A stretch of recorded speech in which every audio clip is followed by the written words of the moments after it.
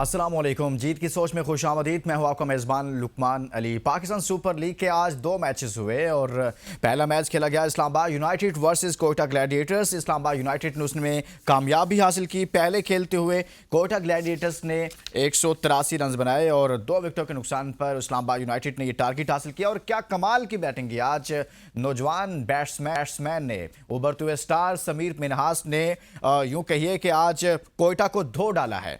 48 ball पर 82 run की जबरदस्त इनिंग खेली और अपनी टीम को मैच जितवाया। और साथ में आपको यह भी बताएं कि वो नॉट आउट रहे।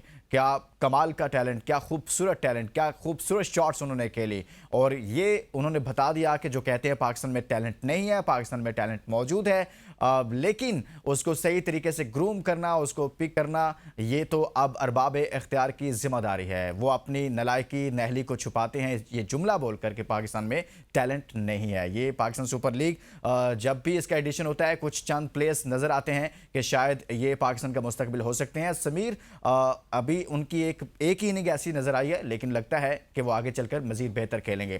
तो दूसरे मैच की बात करें तो उसमें कराची किंग्स और रावलपिंडी के दरमियान ये मैच था। कराची ने ये मैच जीत लिया, रावलपिंडी को शिकस्त का सामना करना पड़ा है। रावलपिंडी इस एडिशन में नई टीम है और उसको भी शिकस्त का सामना करना पड़ा है और रावलपिंडी अभी तक कोई मैच नहीं जीत सकी। उसका आज दूसरा मैच था। पहले मैच में भी शिकस्त का सामना करना पड़ा और दूसरे मैच में भी शिकस्त का सामना करना पड़ा। इन मैचेस पर बात करेंगे, कुछ कल के मैचेस पर बात करेंगे और साथ में फखर जमान के हवाले से बात करेंगे कि फखर जमान ने जो अपील दायर की थी अपने खिलाफ होने वाले फैसले के हवाले से, वो टेक्निकल कमेटी ने उस अपील को मुस्तरद कर दिया है, यानी कि वो फैसला बरकरार रहेगा। अगले 2 मैचेस में फखर जमान नहीं खेल पाएंगे।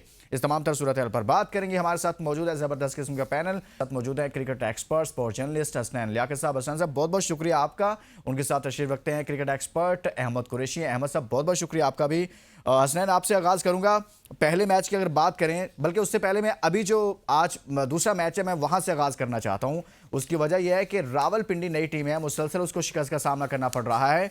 कराची के खिलाफ मैच था, 197 रन बनाए, बहुत अच्छा टारगेट था मेरे ख्याल में, मुनासिब कह लें कि आप जब 200 के करीब चले जाते हैं, 200 से 2 रन कम या 200 से ऊपर 2-4 रन करते हैं तो इसको बेहतर ही कहा जा सकता है। लेकिन इसके बावजूद उनको शिकस्त का सामना करना पड़ा। कहां पर क्या गलती कर रही है रावलपिंडी की टीम? लुकमान साहब, first of all thank you for having me on your show. देखिए, जहां तक रावलपिंडी का ताल्लुक है, रावलपिंडी की टीम कोई इतनी ज्यादा ऑन पेपर भी देखी जाए या फिर उनका स्क्वाड भी देखा जाए तो वो बुरी नहीं है। लेकिन रावलपिंडी के पीछे जो उनको ड्राइव करने वाले दिमाग हैं, वो मुझे लगता है कि कुछ और स्कूल ही हैं। क्योंकि इंजमाम उल हक वहां पे बैठे हुए हैं। इंजमाम उल हक जब बैठे होते हैं तो एनर्जी इस तरह की होती है कि जैसा सब अच्छा है। उसके अलावा सब जो दारोमदार है, जब मैं देखता हूँ कि वो नोटबुक खोलते हैं और नोट करने की कोशिश करते हैं, वो कोटी वाशी करते हैं, इसके अलावा तो कोई वहां पे मुझे नजर नहीं आता। उसके अलावा अगर देखा जाए तो कप्तानी में तो फ्लॉज हैं ही हैं, लेकिन टीम की परफॉर्मेंसेस तो आप देखिए ना। आपने आज के मैच में देखा होगा कि तकरीबन आधा दर्जन कैचेस ड्रॉप किए हैं रावलपिंडी ने।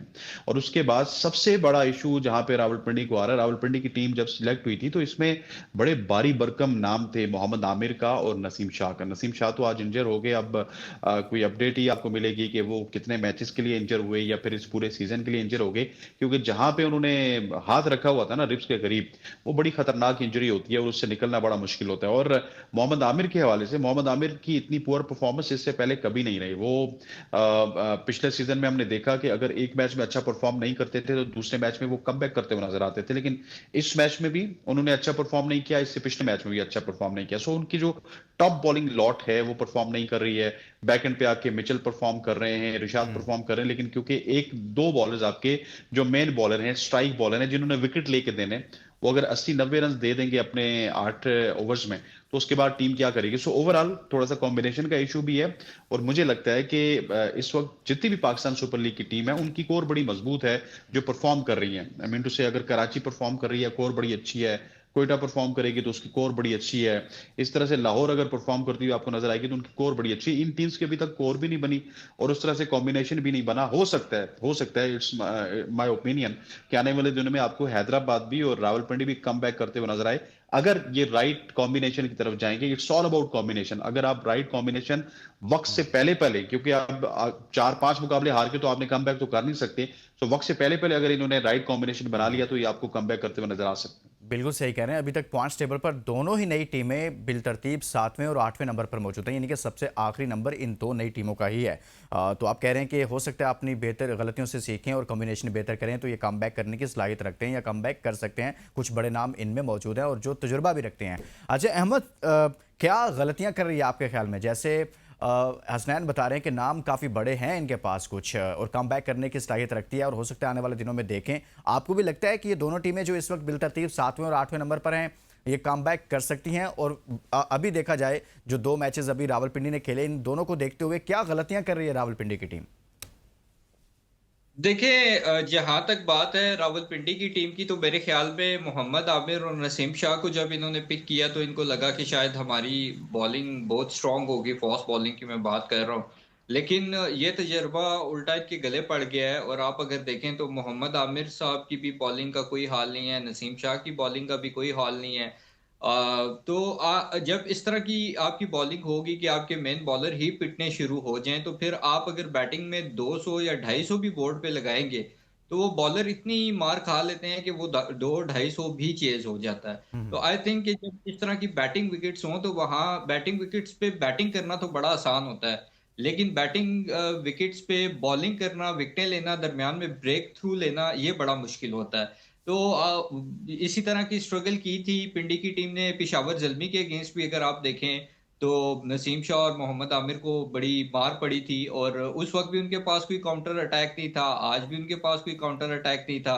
और जिस तरह बात की है हसनैन ने कि नसीम, अब क्योंकि उनकी, मुझे भी ऐसा लगता है कि इंजरी जो है वो सीरियस नजर आ रही है, तो फिर अब उसकी जगह वो किसको खिलाएंगे, ये अब आने वाले मैचेस में पता चलेगा। जहां तक हैदराबाद की टीम की बात है, मेरे ख्याल में हैदराबाद की टीम की पहले मैच के बाद अब तक एक ही इंप्रूवमेंट नजर आई है कि दोबारा वो ट्राउजर का रंग बॉल पे नहीं चढ़ा, अदरवाइज कोई और उनकी परफॉर्मेंस में तो इंप्रूवमेंट नहीं। उनके जो है वो ऑनर साहब, वो ऐसे लगता है कि उन्होंने टीम नहीं खरीद ली, बल्कि कोई WWE के कंपटीशन में जा रहे हैं। कभी वो डोले दिखा रहे होते हैं, कभी वो बाइस अपना वो बेल्ट दिखा रहे होते हैं रेसलिंग वाली। तो मेरे ख्याल में जब ऑनर की हद से ज्यादा मुदाखलत हो, फिर कॉम्बिनेशन जब आपने बनाना था, उस वक्त भी आपने सत्यानाश किस्म का ही कॉम्बिनेशन बनाया। अब देखें लुकमान, जो T20 है ना, जी जी। इसमें आप जो 8वां ओवर होता है, 8वें ओवर से 16वां ओवर, ये बड़ा एक क्रूशियल फेज होता है। अगर आप एशिया कप के पाकिस्तान के भी मैचेस उठा के देखें, तो पाकिस्तान यहीं से मैच खराब करता रहा है और हारता रहा है। पावर प्ले हमने एशिया कप में भी अच्छे ही खेले थे। तो 8वें से 16वें ओवर तक मुझे कोई ऐसा स्पिनर नजर नहीं आता, माज या सैम के अलावा, कोई प्रॉपर ऐसा स्पिनर जो उनको ब्रेक थ्रू दिलवा सके, लेकिन जो लेकिन उनको स्पेशली विकेट हम बात करें अहमद, आज रावलपिंडी की कर रहे हैं ना खासतौर पर, क्योंकि पिंडी का आज मैच हुआ है, तो उस पर हम ज़्यादा बात कर रहे हैं। मैं के हिसाब से टीम्स का पूछा ना आपने, तो हाँ मैं हाँ, दोनों टीम्स, बिल्कुल बिल्कुल। इसलिए मैं हम्म। तो वो मैं ये बात कर रहा था कि दूसरा उनकी जो फास्ट बॉलिंग है वो एक तो मोहम्मद अली और आकिब जावेद पे बहुत ज्यादा डिपेंड कर रहे हैं। हालांकि मैं ये समझता हूँ कि इनके साथ कोई सीनियर या वो थोड़ा ज्यादा एक्सपीरियंस बॉलर होता तो शायद इनको अपने साथ चला सकता, लेकिन दोनों ही आपने एक जैसे बॉलर लगा दिए जिनको लेकिन ना जहां लाइन पर लाइन। एक्सपीरियंस बॉलर भी जिस टीम के अंदर मौजूद है, मतलब मोहम्मद आमिर नसीम शाह से ऊपर क्या एक्सपीरियंस बॉलर्स होंगे, और रावलपिंडी के पास जो हैं वो वहां पर फेंटा खा रहे हैं।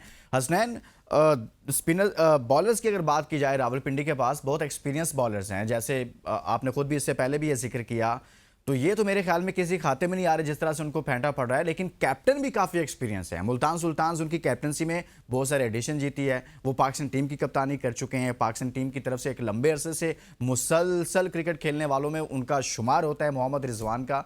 तो आपको उनकी कप्तानी कहीं पर नज़र आ रही है उस तरह की, या वो क्यों नहीं बना पा रहे अपना उस तरह का कॉम्बिनेशन? इतना एक्सपीरियंस वो खुद भी तो रखते हैं। देखिए लुकमान साहब, कॉम्बिनेशन बनता है एक टीम वर्क से, और ये अब T20 क्रिकेट इस तरह की क्रिकेट है जो कि बहुत जल्दी आप देखें कि 3 ओवर्स 3 घंटे में ये क्रिकेट खत्म हो जाती है। सो इसके लिए पूरी टीम का होना और पूरी टीम का कॉम्पिटेंट होना बहुत जरूरी है। मुल्तान सुल्तान की आपने मिसाल दी, तो मुल्तान सुल्तान की कामयाबी में जितना किरदार मोहम्मद रिजवान का था, उतना ही उनके हैदर अजहर साहब का था, वहाँ पे अली तरीन की इनपुट होती थी, फिर उससे पहले अली तरीन के चाचा थे उनकी इनपुट होती थी, लेकिन उसके अलावा भी जो उनकी डाटा टीम थी, उसके अलावा वीडियो एनालिस्ट टीम थी, वो बड़ी प्रोफेशनल थी और वो बड़े प्रोफेशनल अंदाज में चीज़ों को हायर करते थे। वेयर एज अगर हम कंपेयर करें इसको रावलपिंडी के साथ या फिर हैदराबाद, रावलपिंडी के साथ कंपेयर कर लेते हैं, रावलपिंडी जी जी के इस वक्त कैंप में मुझे ओल्ड स्कूल तो नजर आता है जिसमें इंजमाम उल हक हैं, जिसमें कोटी वाश हैं, लेकिन उसके अलावा कोई यंग ब्लड इस तरह का नजर नहीं आता। देखिए आजकल ना हाँ एक हैं हारिस साहब, हैं हारिस जलील साहब, जो कि इनके जीएम है, लेकिन वो मुझे उस खेमे में नजर नहीं आए जहां पे उनको होना चाहिए था। वो बिल्कुल साइड पे हैं, शायद सही ऑपरेशंस को देख रहे हैं या किसी और को देख रहे हैं, क्रिकेट अफेयर्स को वो नहीं देख रहे।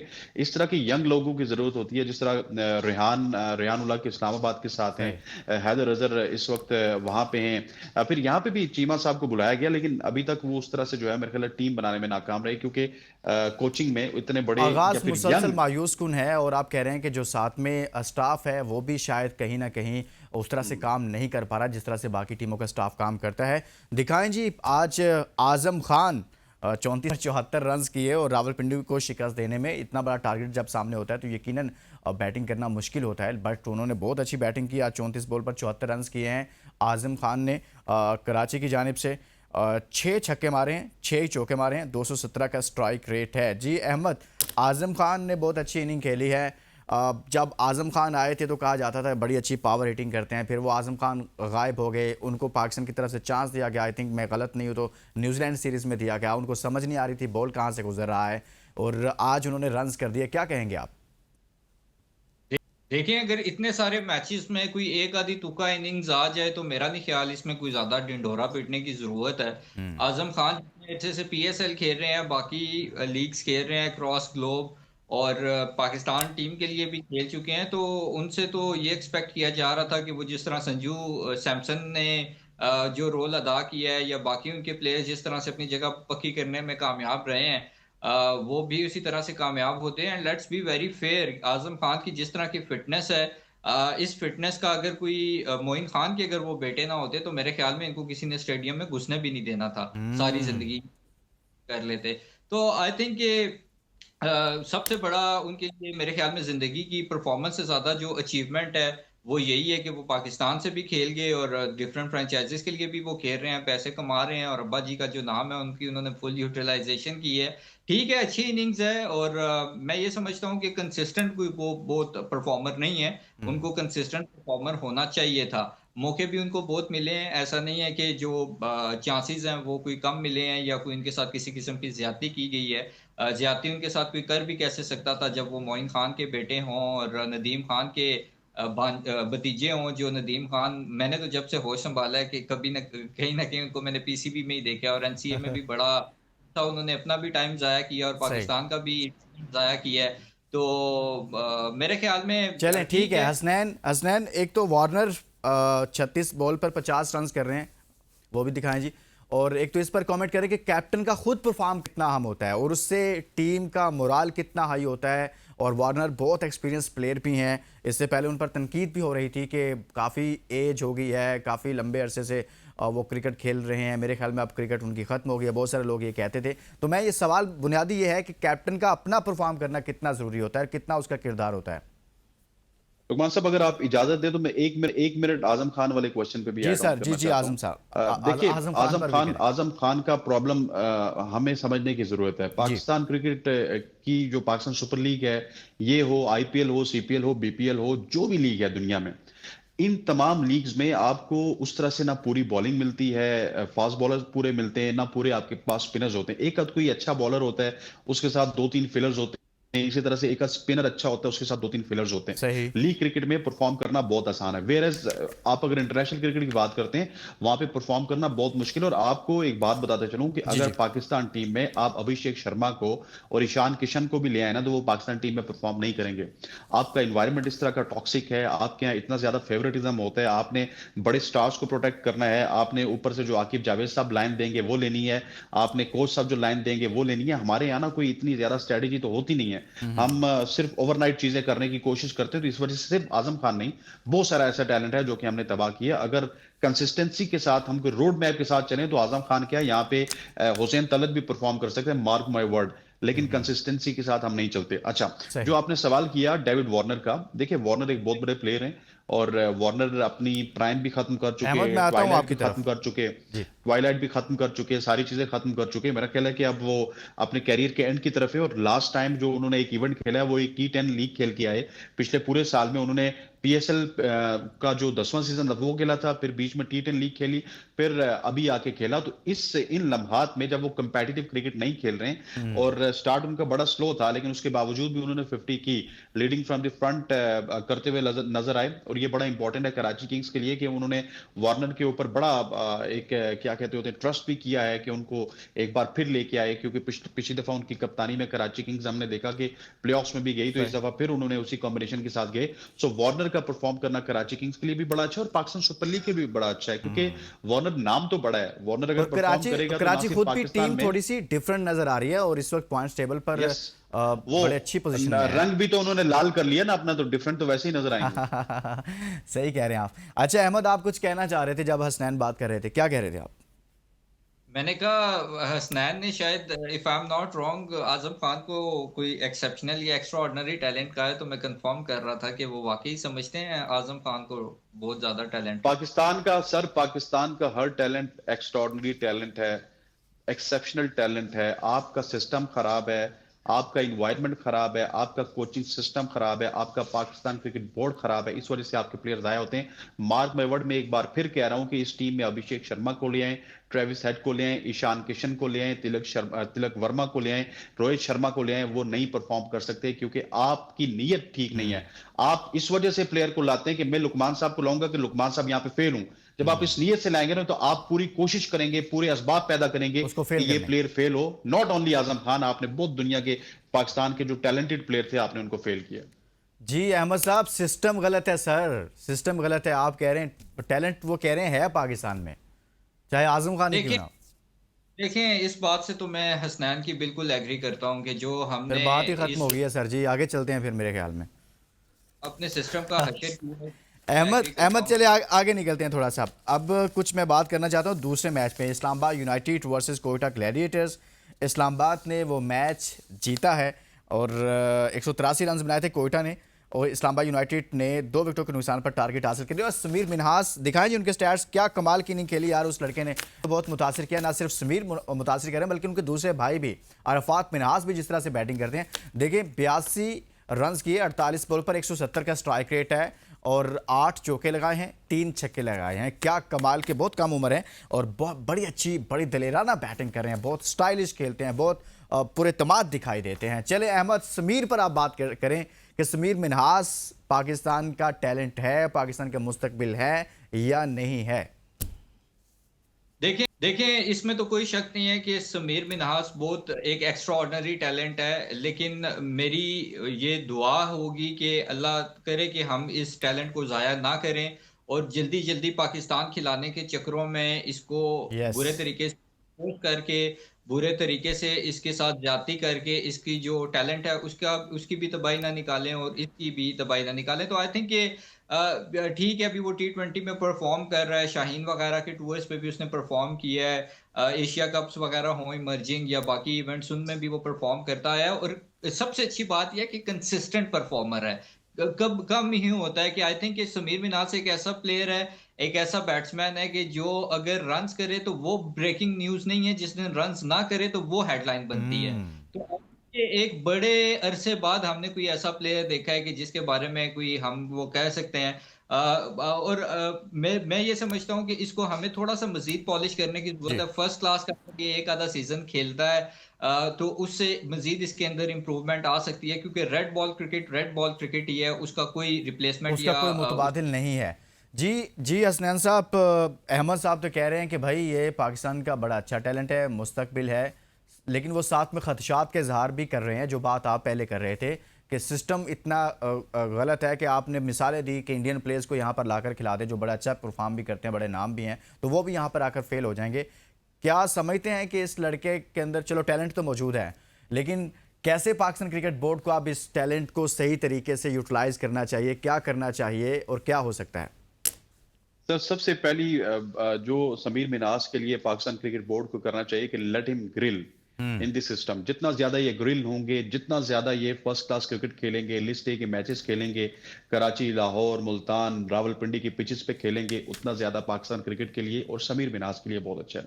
दूसरा, पाकिस्तान क्रिकेट बोर्ड को क्या करना चाहिए, अगर सिंसियर है पाकिस्तान क्रिकेट बोर्ड वाले कि उन्होंने शमीर मिन्हाज को एक पाकिस्तान के लिए बहुत ही उभरता हुआ सितारा बनाना है या फिर एक लेजेंड बनाना है, तो उनको अभी से ग्रूम करना स्टार्ट कर दें। उनको उनकी ग्रूमिंग में, उनकी क्रिकेट की को तो उन्होंने ग्रूम करना ही करना है, लेकिन साथ साथ उनके और जो स्किल्स हैं, जिसमें उनकी कम्युनिकेशन स्किल्स हैं, जिसमें उनके एटीट्यूड का प्रॉब्लम, मुझे काफी ज्यादा जो है ना, लोगों ने बताया कि जब समीर मिनास वो जीते, हम एक ट्रॉफी जीते, आई थिंक दुबई या अबू धाबी में जीते थे, तो उसके बाद इंटरव्यू देते हुए काफी सिलेक्टिव लोगों को उन्होंने इंटरव्यू दिया। तो ये भी चीजें समझाने की जरूरत है कि अगर आपने एक आध मैच परफॉर्म कर दिया तो उसमें एटीट्यूड दिखाने की कोई जरूरत नहीं है, आपको डाउन टू अर्थ होना चाहिए। हाँ, जब भाई एक दफा आप विराट कोहली के लेवल पे पहुंच जाए या किसी और लेवल पे पहुंच जाए, तो फिर आप एटीट्यूड भी दिखाइए, फिर आप पैसे भी मांगिए, सारी चीजें कीजिए। तो ये तमाम तर चीजें पाकिस्तान क्रिकेट बोर्ड को करनी है, और पाकिस्तान क्रिकेट बोर्ड इनको अगर संभाल के आगे लेके आता है तो बहुत अच्छा होगा। क्योंकि हमने देखा है कि अभी एक प्लेयर हमारे सामने जाया हो गया, और मार्क माई वर्ड, वो जी। पाकिस्तान क्रिकेट टीम से भी बाहर हो चुके हैं, और इस पीएसएल में अगर उन्होंने अच्छा परफॉर्म ना किया तो वो मुस्तकिल अंदाज में पाकिस्तान क्रिकेट टीम से बाहर होंगे। वो प्लेयर है Saim Ayub,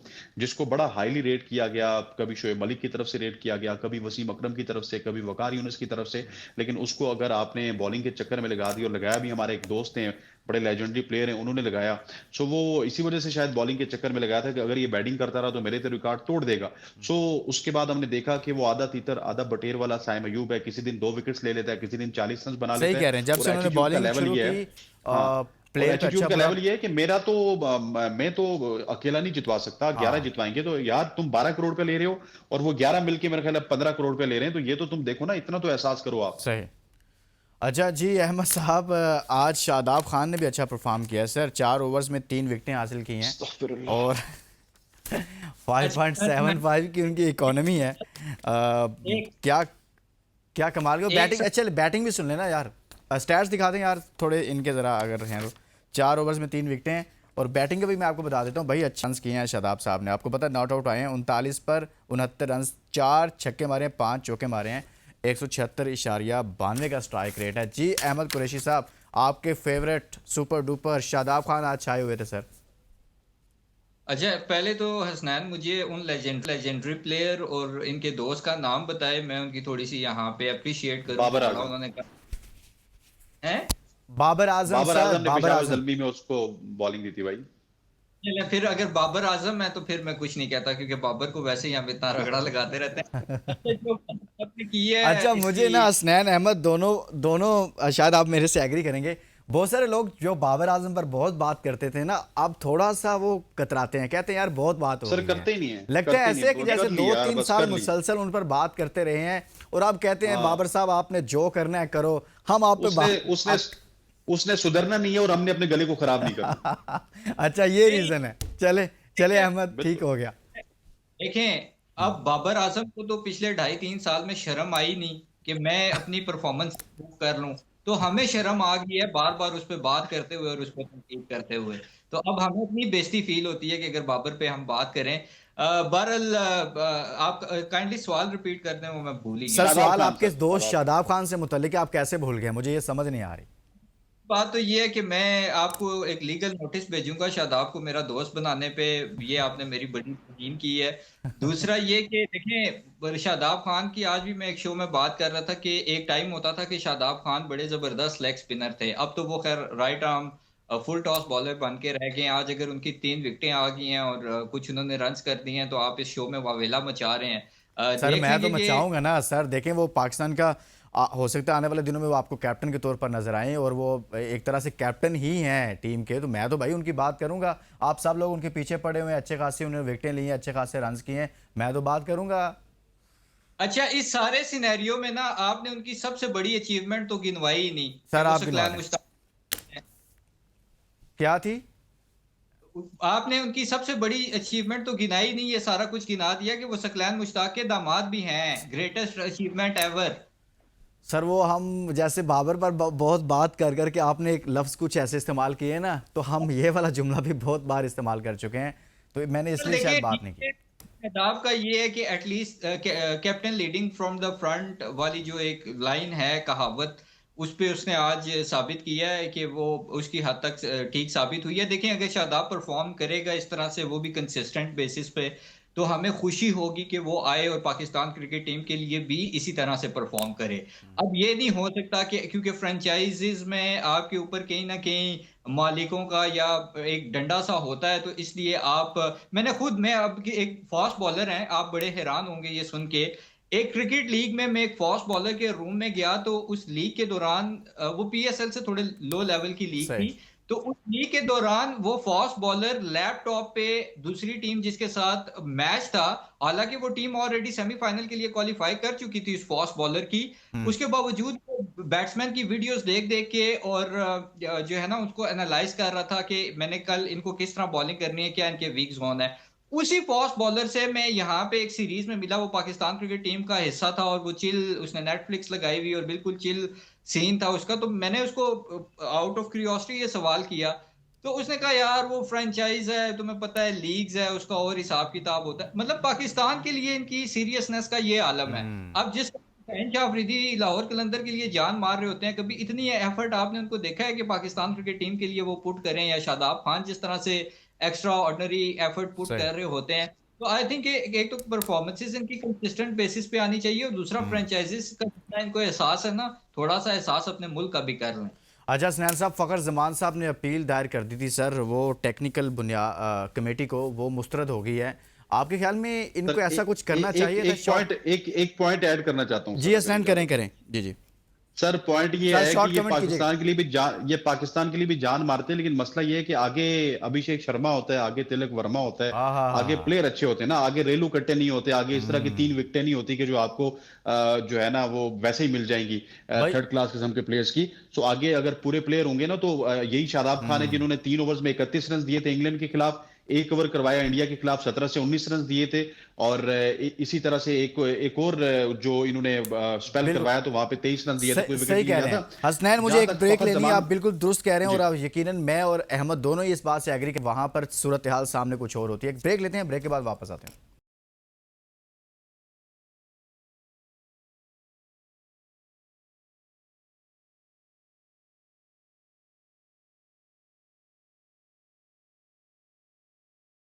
welcome back. Programme के इस हिस्से में हम कुछ बात करेंगे फ़खर ज़मान के हवाले से। और फ़खर ज़मान ने एक अपील दायर की थी, जो उनके खिलाफ फैसला हुआ था कि 2 मैचेस की पाबंदी, वो अपील मुस्तरद कर दी गई है।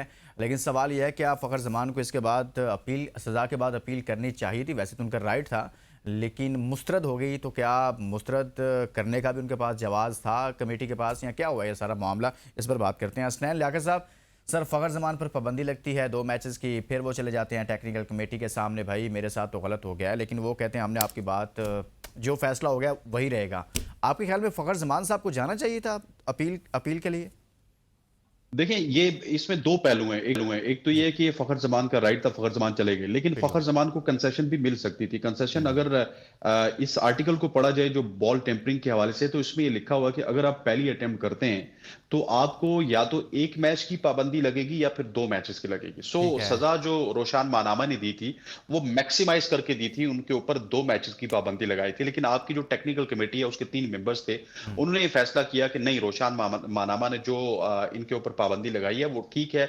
उस फैसले को अपहेल्ड किया गया। वो बहुत ज्यादा भी अगर रिलैक्सेशन दे सकते थे, तो वो ये कर सकते थे कि ठीक है, हमने आपके तमाम तर रिव्यूज को सुना है, आपकी अपील को सुना है, तो हम आपकी 1 मैच की पाबंदी को बरकरार रखेंगे, 1 मैच आपको बाहर बैठना पड़ेगा और 1 मैच आप खेल लें। लेकिन उन्होंने किया ये कि उन्होंने रोशान मानामा को सेकंड किया, और मैं अच्छा है क्योंकि वो एक इंटरनेशनल रेफरी हैं, और पाकिस्तान के साथ, पाकिस्तान सुपर लीग के साथ उनका एक बड़ा ताल्लुक है, बड़ा गहरा ताल्लुक है।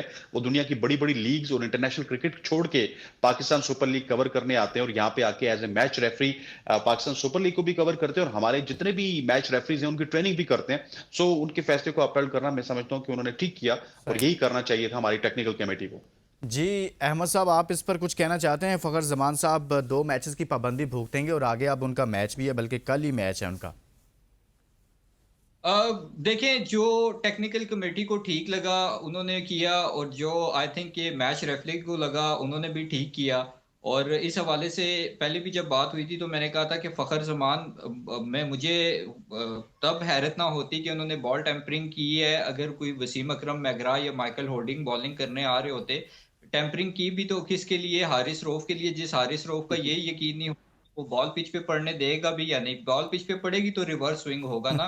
वो भी शादाब खान की तरह right arm full toss bowler हैं। और आई थिंक ये फ़खर ज़मान ने जो है वो हारिस रऊफ के लिए जो रिस्क लिया और यार मुझे ये मेरे आपका कमेंट बड़ा अच्छा लगता है। यकीन करें, मैं जितना हारिस रऊफ साहब पर बात करता हूँ ना, मैं कहता हूँ पूरी कौम को उनके सामने अब हाथ जोड़ लेने चाहिए, बस हो गया। ये हसनैन लियाकत साहब अब अकेले ही उनको उनको उनका दिफा कर रहे होते हैं, बाकी पूरा पाकिस्तान अब पीछे हट गया हुआ है। सिर्फ सिर्फ लुकमान हाथ जोड़ने से काम नहीं चलेगा। मैं तो कहता हूँ पाँव भी पकड़ने चाहिए कि सरकार बस अब हमारा सबर जवाब दे गया है। हमारी गुंजाइश लेकिन आपका ये कमेंट हसनैन एग्री करेंगे यार, बड़ा अच्छा कमेंट, बड़ा ना सर स्विफ्टिकेटेड सा मजे का कमेंट है यार ये। मैं कहता हूं आप सिर्फ हारिस रऊफ की बात कर रहे हाँ, हैं। लाहौर कलंदर के जितने भी बॉलर्स पाकिस्तान के लिए खेले हैं उनमें हाँ। हारिस रऊफ हैं, शाहीन शाह अफरीदी हैं। चलिए इन दोनों का नाम ले लेते हम्म, हैं। जब तक ये पाकिस्तान क्रिकेट टीम में मौजूद हैं, पाकिस्तान क्रिकेट टीम की बॉलिंग की वो शान, वो आन, वो जो किसी जमाने में वकार यूनुस वसीम अकरम के साथ हुआ करती थी, फिर शोएब और आसिफ और आमिर के साथ हुआ करती थी, फिर उसको कैरी ऑन किया उमर गुल जैसे बॉलर ने, हम्म। और उसको 1.5-2 साल कैरी ऑन जब किया शाहीन शाह अफरीदी ने, उसके बाद ये सुपरस्टार बने और 2022 की इंजरी हुई। इन लोगों से जान छुड़ानी होगी, और जब तक ये लोग जान नहीं छोड़ेंगे आपकी बॉलिंग इसी तरह रहेगी, और जब तक आपके पास अच्छे बॉलर नहीं होंगे आपकी टीम स्ट्रगल करेगी, क्योंकि आप उतने म्यार के बल्लेबाज पैदा ही नहीं कर सकते। आपकी तारीख है कि आपने इक्का दुक्का बल्लेबाजों के साथ ही आप मैदान में उतरे हैं। किसी जमाने में आपको इंजमाम ने और यूनुस ने संभाला रहा, फिर साथ यूसुफ आगे, इसी तरह से बाबर आजम ने संभाला रहा, साथ रिजवान आगे। सो आपकी जब तक बॉलिंग स्ट्रांग नहीं होगी आप क्रिकेट आगे नहीं बढ़ा सकते, और बॉलिंग स्ट्रांग करने के लिए आपको लाहौर कलंदर की माफिया से जान छुड़ानी होगी। बिल्कुल सही कह रहे हैं आप। अब कुछ बात करेंगे कल के मैच के हवाले से। वो कल मैच है लाहौर कलंदर्स वर्सेस मुल्तान सुल्तान। दोनों ही पाकिस्तान सुपर लीग की पुरानी टीमें हैं, और मुल्तान गो के बाद में आई थी, पहले वाले एडिशंस में वो हिस्सा नहीं थी, लेकिन अब वो भी काफ़ी लंबा अरसा खेल चुकी है। तो मुल्तान ने काफ़ी सारे एडिशन जीते भी हैं, काफ़ी सारे के फाइनल्स भी खेले हुए हैं। तो अगर इनके हेड टू हेड आप दिखा सकें जी, फिर ताकि हसनैन और अहमद का कॉमेंट लें कि दोनों टीमें इस टूर्नामेंट को कैसा खेल रही हैं और माजी क्या था इनका। माजी में दोनों 21 मरतबा आमने सामने आई हैं पीएसएल में। लाहौर कलंदर्स ने 10 मैचेस जीते हैं और मुल्तान सुल्तान ने 11। कोई फ़र्क नहीं है सर, 19-20 का फ़र्क है। हसनैन चले अहमद आप इस पर कॉमेंट करें। लेकिन फ़खर ज़मान दस्तयाब नहीं होंगे अपनी टीम को मेरे ख्याल में, क्योंकि वो पाबंदी लगी हुई है। तो आपके ख्याल में दोनों टीमें तगड़ी टीमें हैं, इस टूर्नामेंट को भी अच्छा खेल रही हैं, तो कैसा मैच होने जा रहा है? देखिए मुल्तान सुल्तान का कॉम्बिनेशन बहुत ज़बरदस्त है और मैं ये समझता हूँ कि मुझे बड़ी हैरत होगी अगर मुल्तान सुल्तान ये पीएसएल ना जीते, क्योंकि आप उनके तमाम बॉक्सेस अगर देखें, चाहे उनकी बैटिंग लाइनअप हो, उनकी फास्ट बॉलिंग हो, उनका स्पिन डिपार्टमेंट हो, तमाम बॉक्सेस उनके टिक हैं। कॉम्बिनेशन उनका बहुत ज़बरदस्त बना हुआ है। इवन आप अगर उनकी बेंच स्ट्रेंथ देखें, अभी तक जो प्लेयर्स नहीं खेले वो भी बेंच स्ट्रेंथ भी उनकी काफ़ी स्ट्रांग है। तो मेरे ख्याल में गौहर शाह को ये क्रेडिट देना पड़ेगा कि उन्होंने बिल्कुल आखिरी लम्हात में ही समझे पीएसएल से पहले टीम खरीदी। और मुझे ऐसा लगता है कि टीम खरीदने से पहले वो अपना होमवर्क काफी हद तक कंप्लीट कर चुके थे और उनको काफी हद तक अंदाजा था कि वो इस टीम को ले लेंगे। और वो होमवर्क हमें नजर भी आता है और रिजल्ट्स भी बोलते हैं मुल्तान सुल्तान की अब तक की परफॉर्मेंस में। तो मुझे ये लगता है कि मुल्तान को लाहौर के ऊपर थोड़ा सा एज हासिल है। और उसकी वजह ऑब्वियसली क्योंकि शाहीन शाह अफरीदी की जो बॉलिंग है वो भी कोई इतनी खास उस तरह से नहीं है, हारिस रऊफ साहब की भी इतनी खास बॉलिंग नहीं है। और मुझे सबसे बड़ी हैरत इस वजह से है कि हारिस रऊफ बार बार पिटते हैं, बार बार पिटते हैं, उसके बावजूद लाहौर कलंदर की मैनेजमेंट या शाहीन शाह अफरीदी अपनी दोस्ती यारी बाबर आजम की तरह निभाते हुए उनको कंटिन्यू कर रहे हैं। सही। जमान खान का कसूर है। दैट अवर स्पेशलिस्ट अगर किसी को कहना चाहिए तो वो हारिस रऊफ नहीं, वो जमान खान को कहना चाहिए। हारिस रऊफ और जमान खान में फर्क ये है कि डेथ ओवर स्पेशलिस्ट इस तरह से है कि हारिस रऊफ अपनी टीम की डेथ कराते हैं अपनी बॉलिंग से, और जमान खान दूसरी टीम की डेथ कराते हैं अपनी बॉलिंग से। तो सही, ये फर्क है दोनों फ़र्क बॉलिंग है। का। अच्छा हसनैन साहब, बल्कि दिखाएं जी ज़रा पॉइंट्स टेबल भी दिखा दें आज की अपडेट्स के बाद, क्योंकि इस वक्त पॉइंट्स टेबल पर हसनैन साहब इस वक्त सूरत हाल जो है वो ये है कि सर जिन टीमों का कल मैच है उनको अगर देखा जाए तो मुल्तान लाहौर 5वें नंबर पर है, 2 मैचेस खेले हैं, एक में एक जीता एक हारा है। जबकि मुल्तान सुल्तान दूसरे नंबर पर है, 2 मैचेस खेले हैं और दोनों के दोनों मैचेस जीते हैं और कराची पहले पर है क्योंकि वो 3 के 3 मैचेस जीत गया 3 खेलने के बायस। जी हसनैन लियाकत साहब, कल के मैच में आपको लगता है कि लाहौर कलंदर्स मुल्तान सुल्तान्स को पकड़ने की सलाहियत रखती है इस बॉलिंग के साथ, जिसमें हारिस रऊफ जैसा बहुत बड़ा नाम है, जिसमें शाहीन अफरीदी जैसा बहुत बड़ा नाम है? देखें, लाहौर कलंदर की जो जीत का फार्मूला था वो उनकी बॉलिंग ही थी और किसी जमाने में शाहीन शाह अफरीदी जब पीक पे थे, हारिस रऊफ भी पीक पे इन्हीं की वजह से थे कि वो उधर से पीक पे थे तो पीछे से ये भी विकेट्स ले लेते थे। जमान खान डेथ ओवर के इनके स्पेशलिस्ट थे और फिर जो इनकी जितनी भी कामयाबियां हैं उनमें बहुत बड़ा किरदार है राशिद खान की बॉलिंग का। सो ये 3-4 बॉलर्स तो ऐसे होते थे जो अपने 12-16 ओवर्स निकाल देते थे। आधे कोई ओवर्स इनके डेविड वीजा करवा लेते थे, फिर कोई 1-2 स्पिनर्स होते थे इनके पास। सो हमेशा से इन्होंने अपनी बड़ी हैवी बॉलिंग रखी है और उसी हैवी बॉलिंग से ये अपोजिशन को कंट्रोल करते थे। लेकिन अनफॉर्चुनेटली मुझे ये कहना पड़ा है कि इस वक्त तक मुझे उनकी बॉलिंग में कोई दमखम नजर नहीं आ रहा। लेकिन वो जिस तरह अहमद बात कर रहे थे ना कि मालिकान कमरे में बैठते हैं, मालिकान का प्रेशर होता है, मालिकान की दुआएं भी होती हैं, मालिकान इनको पंप अप भी करते हैं, तो क्योंकि पीएसएल में तो ये मालिकान के पंप अप करने पे परफॉर्म भी करते हैं। अगर कोई पंप अप किया गया हो और शाहीन शाह अफरीदी ने सोचा हो कि हारिस रऊफ ने सोचा हो कि it's time to perform for Lahore Qalandar, और जब तक वो लाहौर कलंदर के लिए परफॉर्म नहीं करेंगे तो उनको ये पता भी है कि हारिस रऊफ तो वैसे भी टी20 फॉर्मेट से बाहर हैं, तो वो पक्के तरीके से टी20 फॉर्मेट से बाहर हो जाएंगे। सो लाहौर को अगर परफॉर्म करना है तो लाहौर को अपनी बॉलिंग सही। को ठीक करना होगा। वेयर एज अगर मुल्तान सुल्तान की बात की जाए तो मुल्तान सुल्तान के पास जिस सही। तरह गौहर की बात की है अहमद कुरैशी ने, वो खुद एक क्रिकेटर रहे तो उन्होंने बड़ी नपी तुली टीम सिलेक्ट की है और आप देखेंगे कि मुल्तान सुल्तान इस वजह से भी परफॉर्म करेगी कि वहां पे डोमेस्टिक के परफॉर्मर्स को इज्जत सर मिलती है साबदा और उन्हीं को फरहान उन्होंने उनके लाया। पास मौजूद है ना, देखें 2 मैचेस स्टीव में स्मिथ 108 मौजूद रन्स हैं, किए। स्टीव स्मिथ मौजूद है, चलें, साहिबजादा फरहान मौजूद है, बिल्कुल एक ऐसे है। Complete team. बहुत शुक्रिया हसनैन साहब आपका, बहुत शुक्रिया अहमद साहब आपका। और आज पाकिस्तान सुपर लीग के 2 में कल मैच खेला जाएगा, लाहौर कलंदर वर्सेस मुल्तान सुल्तान्स। देखते हैं कि कौन जीता है यह मैच। इसके साथ इजाज़त दीजिए, अपना बहुत सारा ख्याल रखिए, अल्लाह हाफिज़।